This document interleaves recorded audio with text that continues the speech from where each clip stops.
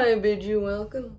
I am a little goblin who likes to do makeup, and today we're going to wrap up the Summer Goth series with the third and final look, all while I talk to you about a movie I just watched called Cobra. So let's get into it.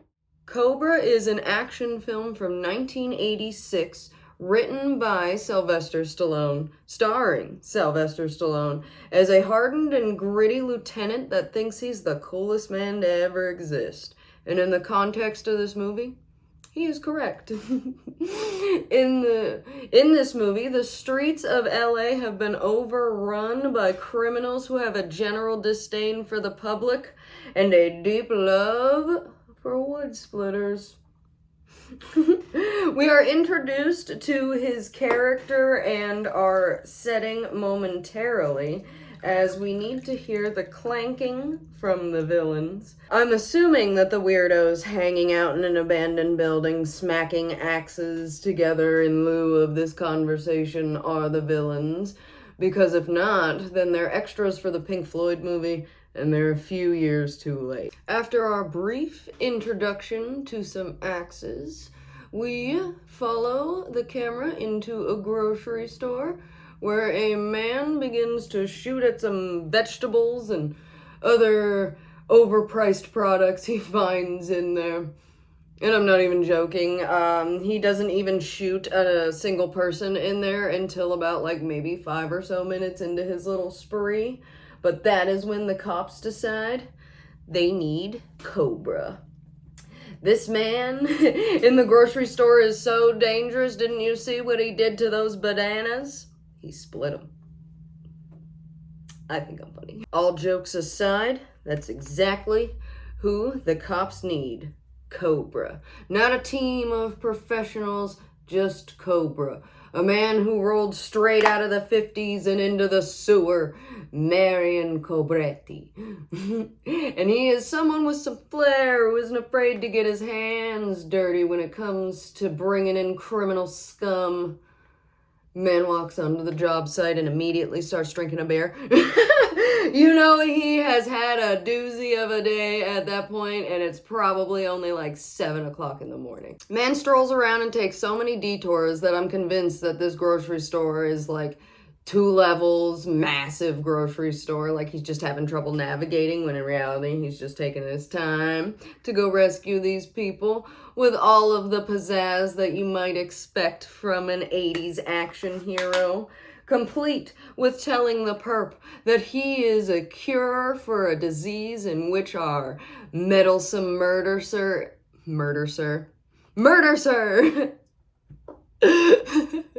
every now and again I get going so well, and then I just mess up because my mouth just doesn't like to cooperate with me.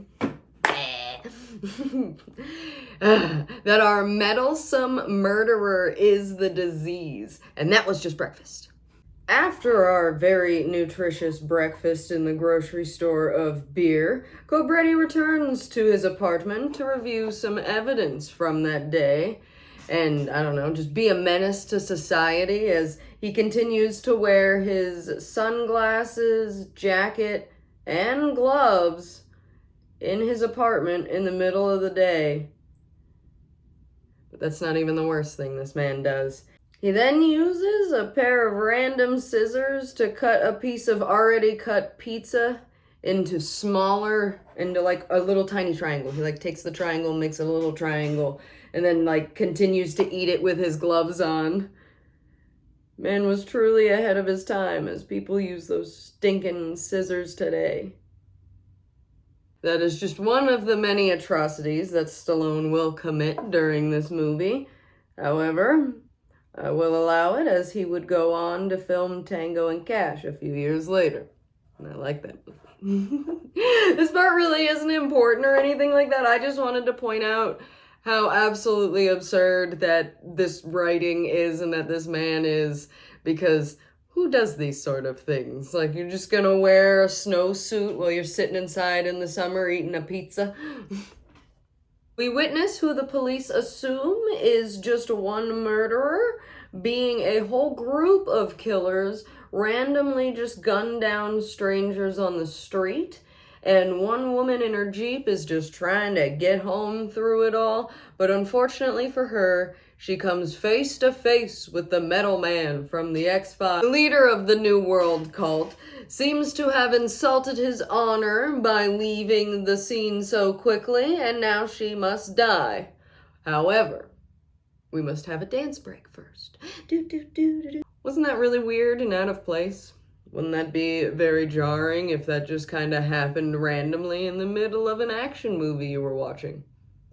According to Sylvester Stallone, no. Our action movie kind of turns into like a makeshift like music video for a good 5 or so minutes. And in all honesty, it has like no business being there other than it's like Sylvester Stallone wanting to show like his buddies like how hot his soon-to-be wife is, or wife at that time. I'm not entirely sure if they were married or not yet. But regardless, it was just very random. So I wanted to share that with you guys and be also kind of weird and random as he goes, "Look, my wife." As our music video continues, Stallone, who I'm going to refer to as his character name, Cobretti. Now, he is traveling around town looking for clues, getting into trouble, having a long staring montage per the 80s. And he is not really finding any clues as to who the Night Stalker could be. Now, the Night Stalker is who they assume is just one person. But we've seen the whole band of people as the New World cult. New World whatever. That is their name. Now, at the same time that Cobretti is assigned to protect the model that we just saw, like, being stalked by the Night Stalker,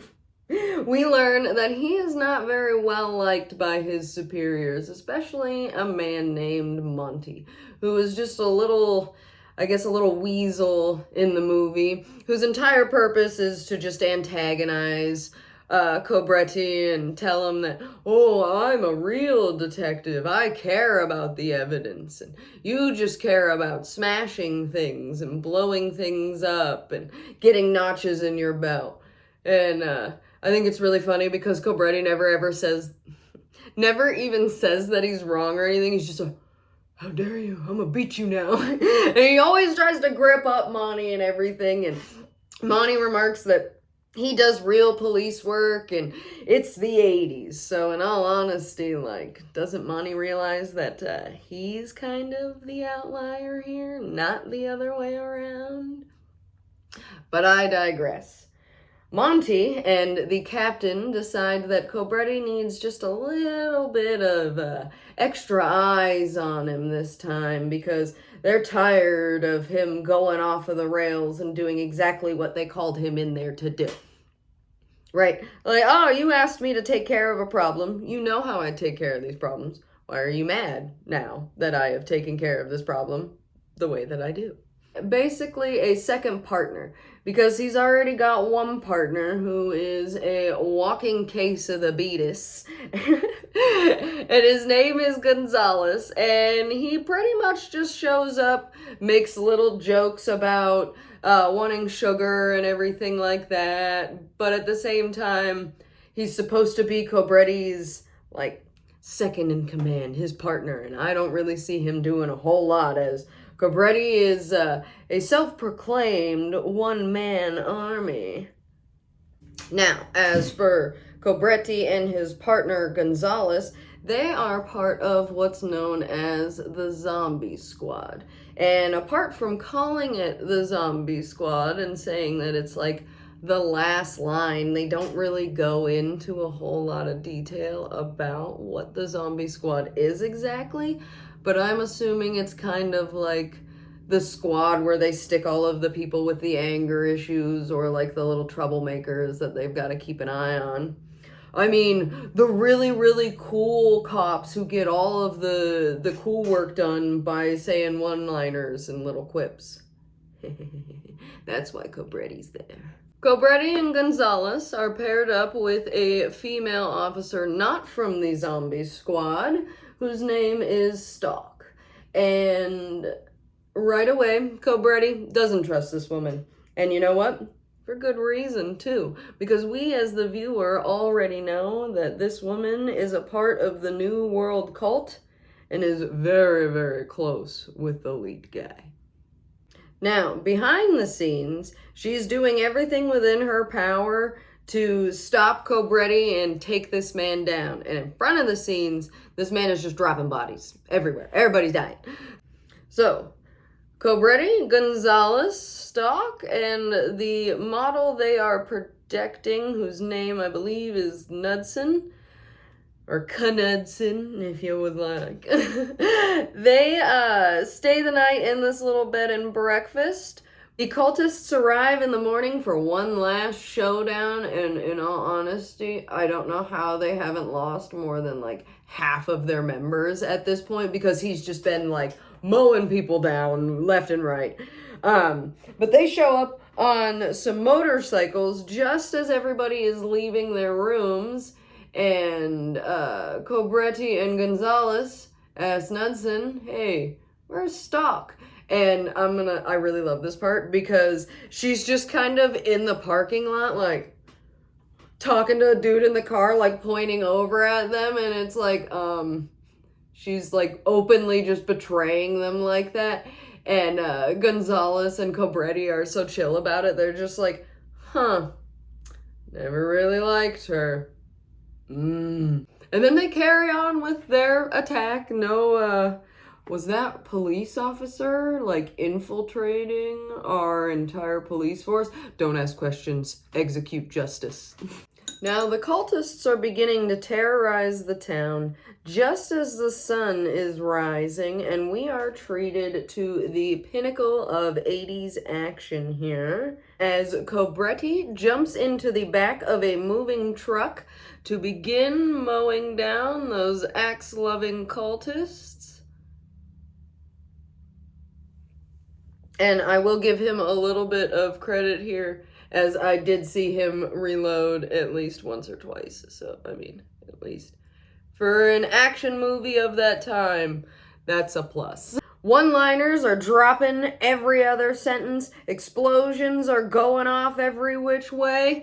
And you just know that the final boss battle is coming up. You can just hear the boss music now. Maybe it's the doot-doot-doot. Yeah, that'd be even worse, almost. Cobretti is inching closer and closer to defeating the aptly named Night Stalker and bringing an end to the terror of the New World cult. But before Cobretti can corner the Night Stalker, he makes him shoot his own girlfriend in one of the most, like, anticlimactic ways you can. I honestly didn't even realize that it had been her. I had to go back and rewatch to make sure that, like, I didn't miss some random henchman or something coming in to be gunned down. But regardless, we hardly have time to miss her because we've got to move on to the final sequence. You know, that big boss battle we were talking about.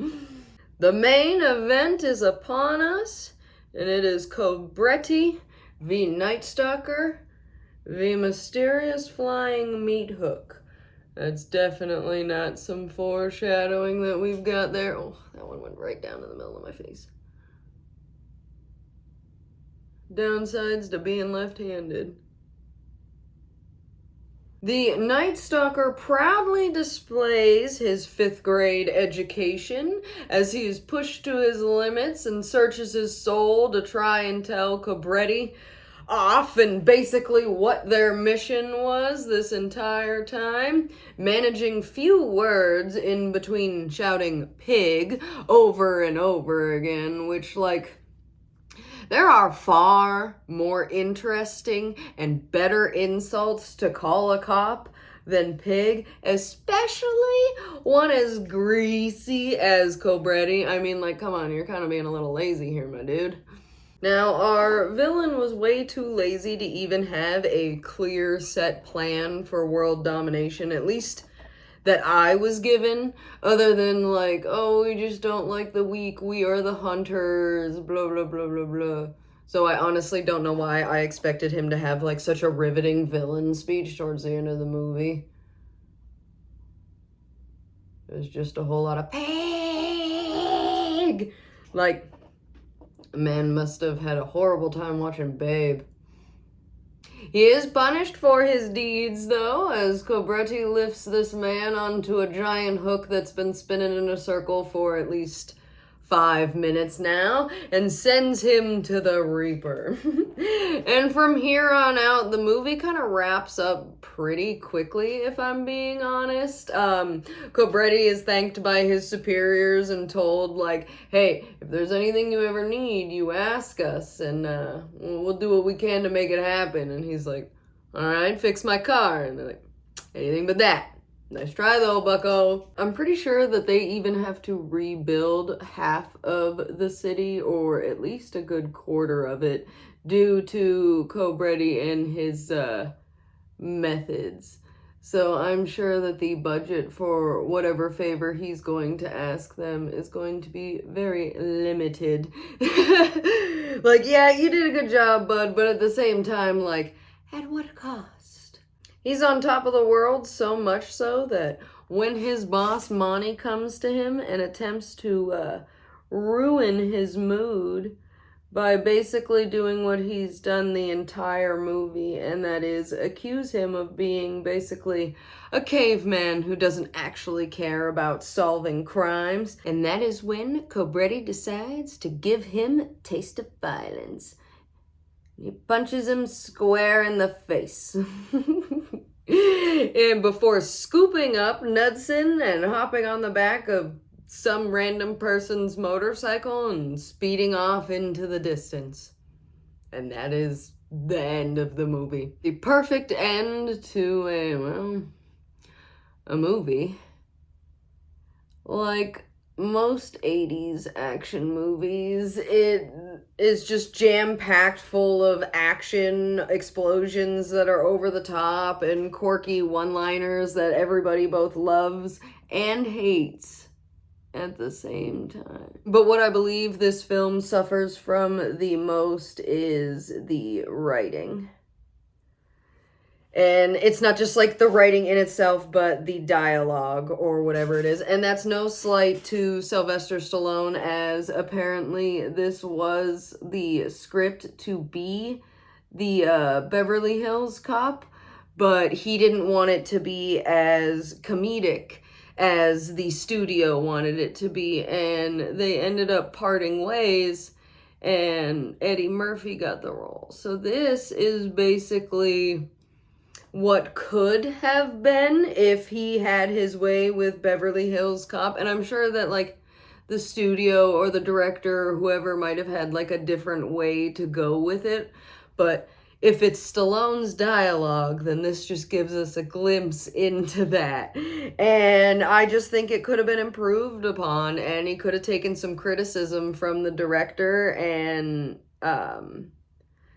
you know, adapted his movie a little bit more. Which, the irony is not lost on me either, that he left the studio for them trying to make the movie more comedic and add a lot more of a humorous tone to it, and he didn't like that.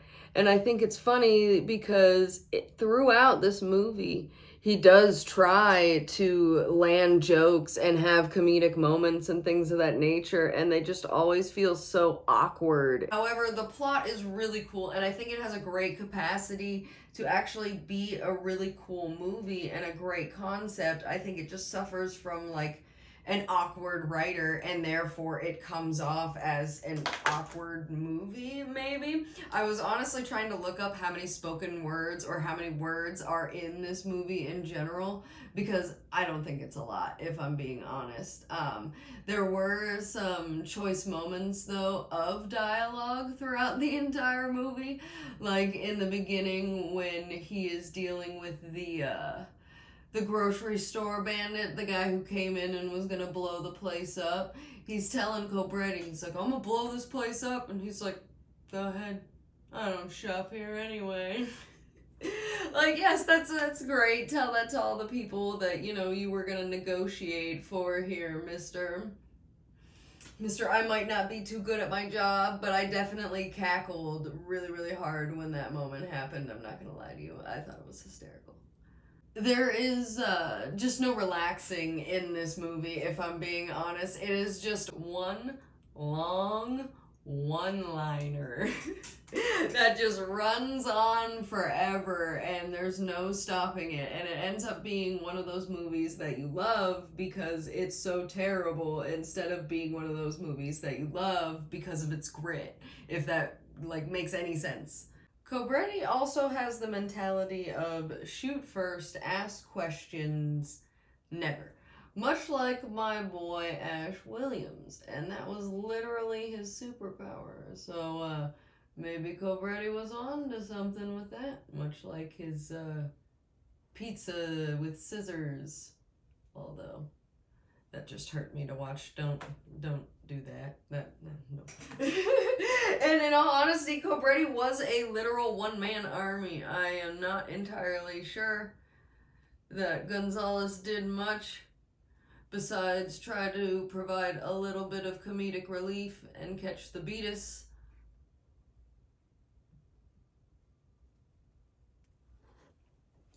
Because, I mean, the guy in the grocery store kills maybe one guy.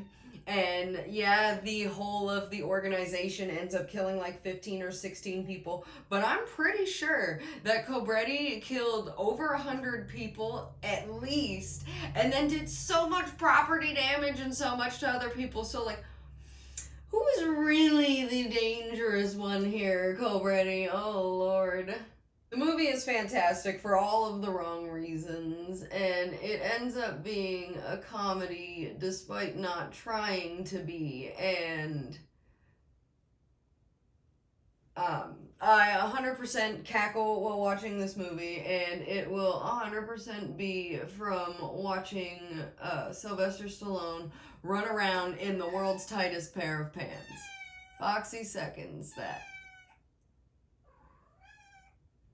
That man had to be surgically removed from them pants unless he is still walking around wearing them today. I swear to you. Could have caught a fire or something running around in those pants.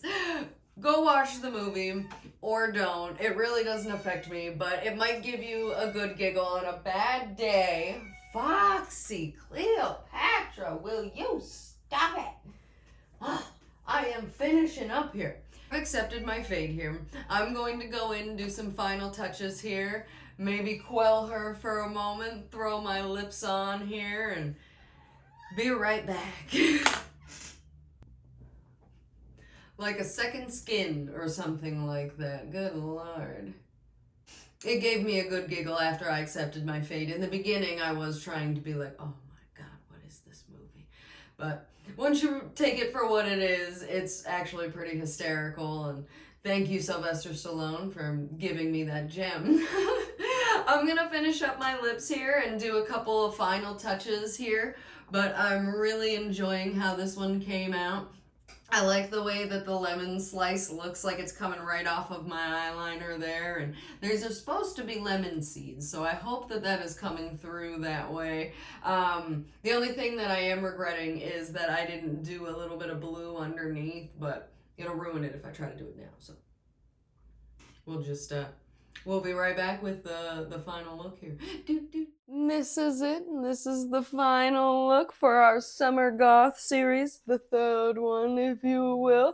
I've gone ahead and added a little yellow streak to match my lemony makeup over here. I've also got in some blue contacts with a little bow in my hair, my big old fluffy sleeves because I love them.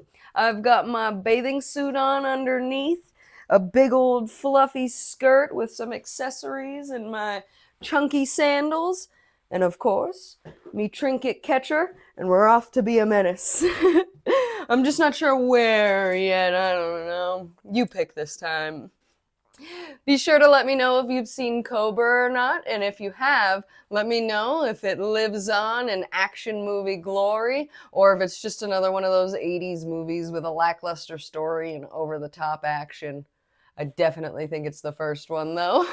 If you haven't seen it, go into it with an open mind and be ready to accept Cobra for the chaotic and, like, unintended hilarity that it is. Be sure to subscribe if you want to see more looks like this one. Oh, I almost forgot. I made my own little lemon earring. I'm so proud of it. It's so cute. Okay.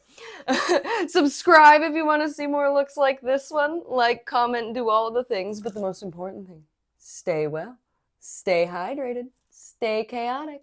Bye.